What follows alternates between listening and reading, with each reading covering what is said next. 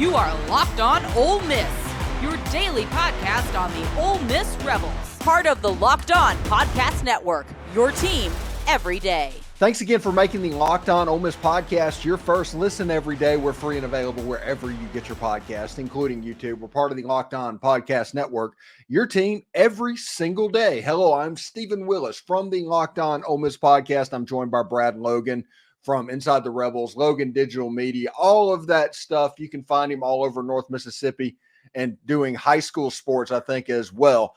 But we are going to do the top 5 moments/games in the Egg Bowl rivalry. We're going to do a little countdown there. And then after coming from the break, we're going to do a little bit of history talk as well. But Brad, how you doing, buddy?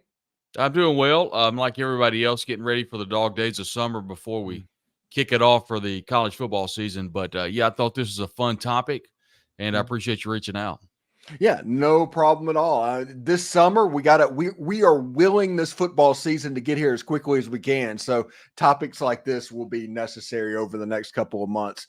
So the top 5 Ole Miss Mississippi State Egg Bowl moments/games in history. Here we go. Number 5. Number 5 is the immaculate deflection that happened, of course, back in 1983. 24-23 Ole Miss win. Artie Cosby, 27-yard field goal down in Jackson, blown back, and that call has been, put on history by Stan Torgerson for Ole Miss, and of course Jack Crystal for Mississippi State.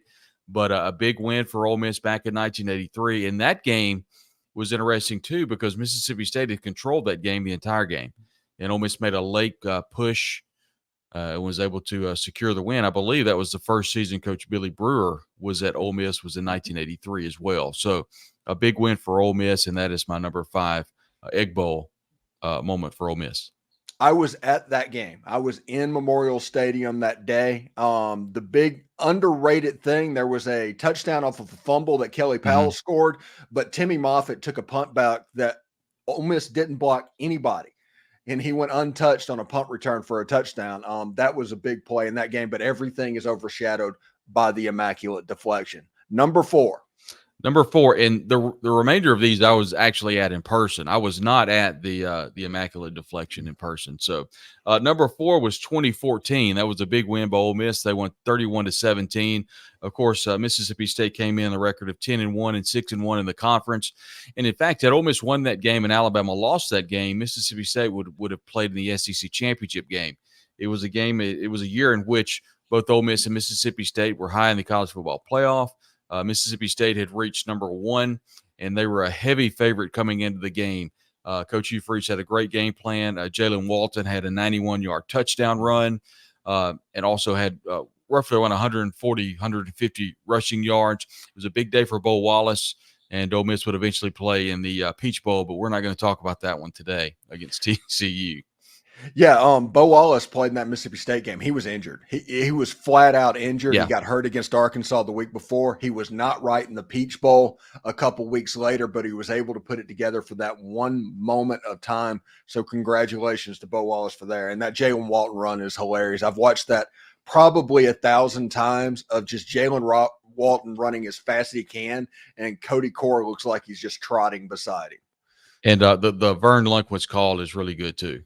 So it really is definitely one to remember, and that was one in which Mississippi State fans will always remember because they had a much better team that year with Dak Prescott, and I want to say that may be in his last year. No, he played at 15. Played 15. Okay, so the next year was the Tony Bridges pick. Yeah, but had a really great season and a great career at Mississippi State. Oh yeah, the next year was when Hugh Freeze went over in 2015, and they won that game. So. Yeah, big win that night for Ole Miss back in 2014. Number 3.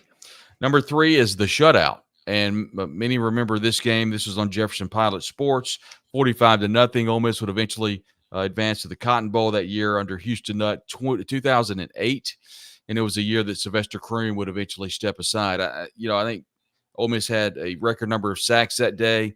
They couldn't do anything wrong, and it was a game in which I've never quite seen Ole Miss dominate an opponent that much. And, of course, being Mississippi State was a big deal for Ole Miss fans. But that's when we would see the resurgence of Dan Mullen in Mississippi State, and this is our state. Ironically, that win Ole Miss had over MSU back in 2008 would actually put Mississippi State on notice, and they would go on a run and win some games down the stretch. And I think it was a seminal moment in MSU football history to where that administration said, we don't want to ever let this happen again. And since that point, neither team has beaten the other that bad. That's the only time I've watched an Egg Bowl to where I've genuinely felt bad for Mississippi State, and like Tyson Lee and Wesley Carroll was just getting abused at quarterback. I was like, get them out. They're going to get hurt. It was a dominating performance by Ole Miss's defense. And, obviously the next year Houston Nutt would admit, I actually had him on my podcast and we were talking about that game. And he says, Brad, honestly, I had no idea that Mississippi State, I expected it to be that way every year. And of course they took the 09 team over there and lost. It was a big game. Anthony Dixon had a, run pretty well that day, and MSU was 4-7, didn't make a bowl, but Ole Miss definitely shell shocked that day. Eventually would advance and play in the Cotton Bowl, but it was a new day for MSU sports once that game happened at 45-0.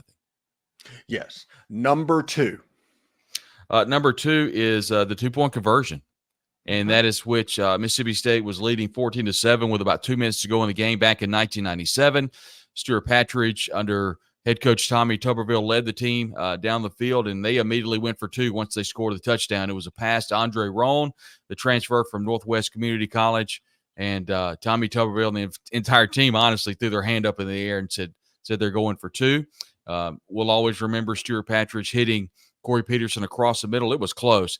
In fact, I forget the linebacker for MSU, but their hand was about that far from knocking that ball down. I want to say it was Wes Shivers, the defensive tackle. Nonetheless, it was someone on that defensive line for MSU. They almost knocked that ball down. But this is a game of inches, and this would be Ole Miss's day. They would eventually face Randy Moss in the Motor City Bowl up in Detroit, win that game, and it's definitely one to remember and a huge Ole Miss win. Yeah, and if you remember that game, Matt Luke was injured in that game and just played sparingly, but he was in on that last drive, and on that 2-point conversion play, he comes off of his block and gets the guy's hand and hit him just enough to where his hand comes down, the ball goes over it into Corey Peterson's hands. We've talked to him. We talked to Stuart Patridge on this program about that, and they've gone over it in detail. So that's pretty cool. So number one is the stand. The stand was back in 1992. Ole Miss had one of the best defenses in the country. The following year, they would have the number one defense in the country under defensive coordinator Joe Lee Dunn. 17-10 was the final score, but it was how that it got to the 17-10 score is what makes it interesting. It was very cold that day. It was on a Saturday, and it was a situation where Mississippi State had 11 plays inside the 10-yard line. Those were two possessions. Corey Philpott would fumble and give Mississippi State ball possession inside the 10 once again, and Ole Miss made the stop. 11 plays inside the 10, and they would finally get the stop. Also a big third down conversion for MSU inside the goal line. It was third down goal to go. It was a pass interference on Orlando Truitt slant pass. And in fact, the final play of this drive, Orlando Truitt was asking for a along with Jackie Sherrill, was asking for a flag. There was a lot of contact, but it was cold that day, and Ole Miss would withstand Mississippi State late and win 17-10. And that was the Egg Bowl that I will always remember. As long as I'll ever be alive, that would be the game that I will always remember. It was incredible to see what Ole Miss did down the stretch in the end zone, holding Mississippi State 17-10. Yeah, and you have a situation to where it was really, really cold. I remember watching that game just in depth. I was in central Mississippi at my grandmother's house, and we were having our Thanksgiving on that Saturday.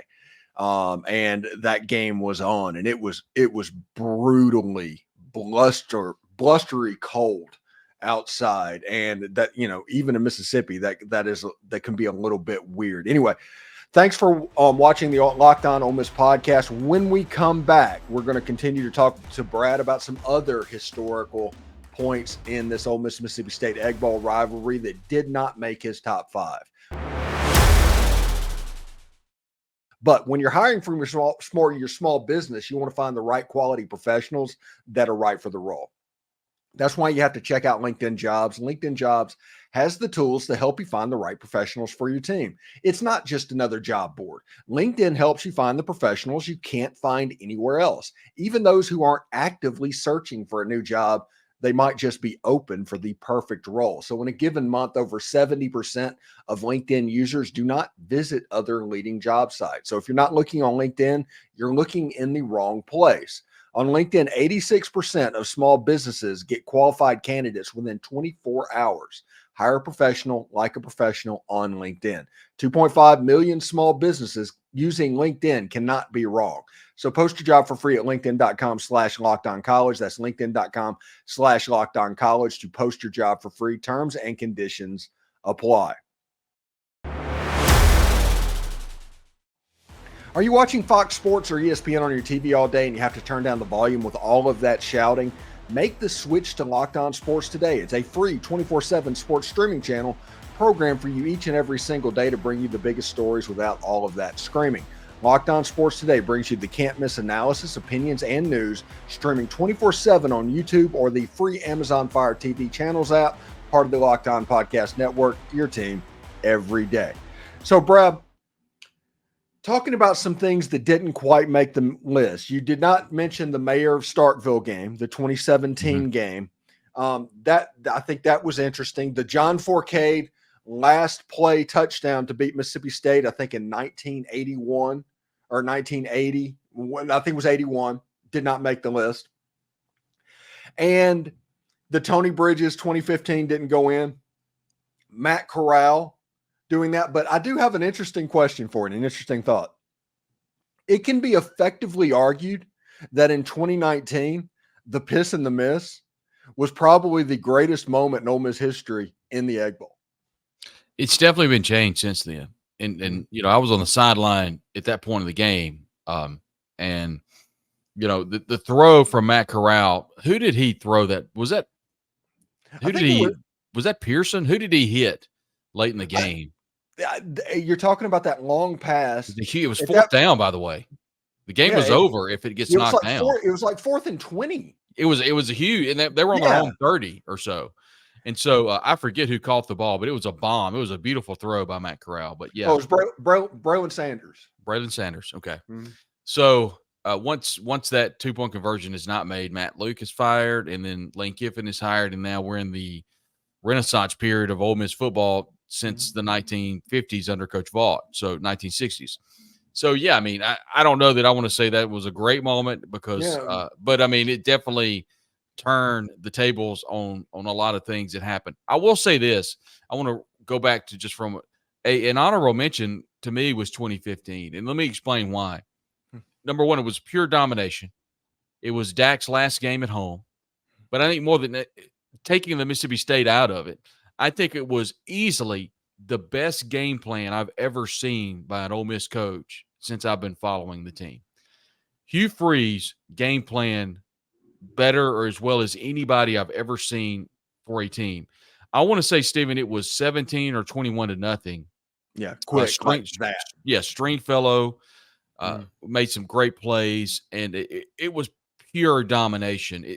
And so, yeah, that easily to me was an honorable mention. And sure, the Mayor's game was big, but I think just from a tactical standpoint, Hugh Freeze was incredible that day, game planning. We didn't talk about the losses. You know, I didn't feel like that's what people wanted to hear. But Mississippi State's had some big wins in this series as well. The big win in 1998 to get to the SEC championship game. You go 1 year later, the kick and the miss and that sort of thing, where I think it was Bean and one other player kicked it up in the air and then run for the touchdown. So it was a situation of where, you know, they had a big win there, and then they've had some big wins too, but I just felt like for this podcast, we needed to talk about the wins for Ole Miss. So yes, it is the Locked On Ole Miss podcast. Although I will say, not Locked On Mississippi State. Yeah. So, but if anybody's interested in Locked On Mississippi State, reach out to me. I can put you in touch with the person to do that. So, like I said, that 2019 game, that is the exception where Mississippi State won the game, because that completely changed the trajectory of Ole Miss's team and Ole Miss's program. It is. And, that post-game press conference was as difficult as I've ever been in because of the way that it ended. And, I don't know where Luke Logan is now. I hope he's doing well. But everyone in that stadium did not have a good feeling about that extra point, after the personal foul, moving it back, and absolutely nothing against Luke Logan. But the tide had been turned so much to where I don't know that the greatest kicker in the world would have made that extra point because of the situation that Ole Miss had put itself in. All of a sudden, you're down for the count. It's what I think it was less than a minute to go in the game when Matt Corral hit that long pass when Ole Miss was at its own 30 on 4th down. The game was over. All of a sudden, you're back in the game, and then all of a sudden, you have to kick a 35-yard extra point, and it was wild. And now we look back on it, just like you talked about, as being a seminal moment in Ole Miss history. And at the time, we thought it was awful. Yeah. Now you look back on it very positively because of so much that has happened since then. Thanks again for making the Locked On Ole Miss podcast your first and listen every day. We're free and available wherever you get your podcast, including YouTube. We're part of the Locked On Podcast Network, your team every day. Brad Logan from 18 different media sources, man. Thank you so much for coming on. We'll talk to you later. Always a pleasure.